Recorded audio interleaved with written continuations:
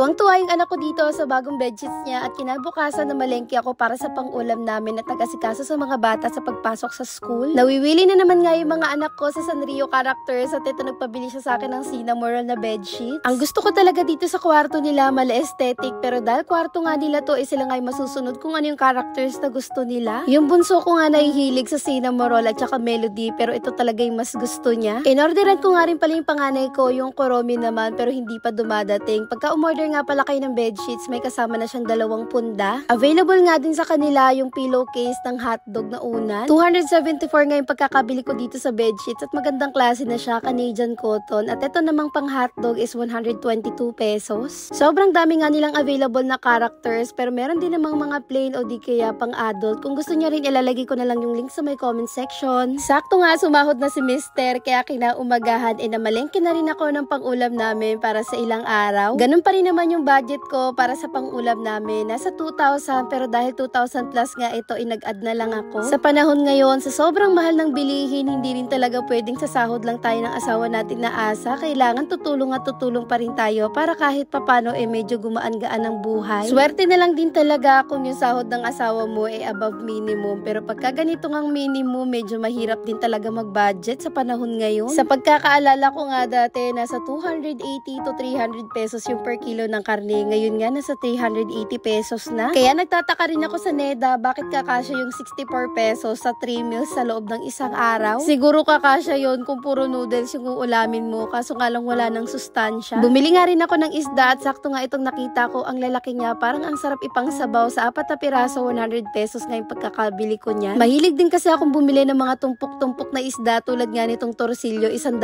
lang din yan. Dito naman sa bangus, medyo malalaki nga itong naabutan ko, wala na silang maliliit, 170 pesos, 2 piraso na. Boneless nga yan at ibababad ko siya sa suka na merong bawang, paminta at asin. At hindi rin talaga mawawala yung mga frozen foods, pambaon ng mga bata sa school at pagka nagkakatamaran ng magluto, ayan din yung inuulam namin. Ang wala lang dito sa mga napamili ko, iitlog kasi nga sa Kadiwa ako namimili nun.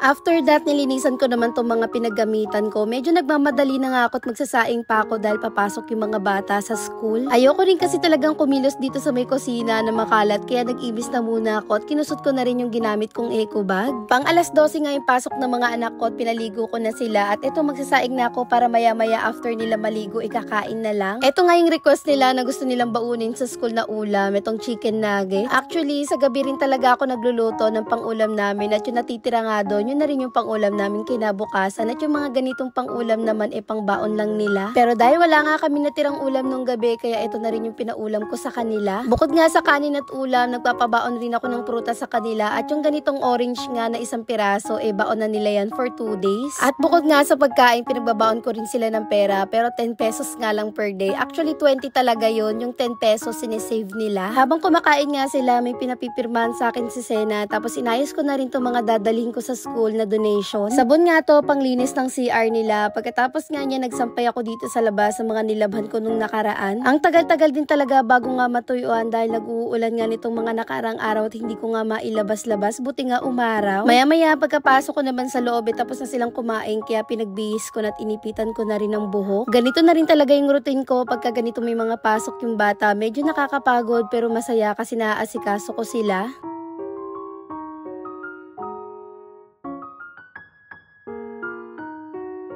At eto, ready na nga sila for school at yun lang muna mga Marcy at Parsi. Salamat sa panonood. Please like and share this video. Hatid ko muna sila sa school.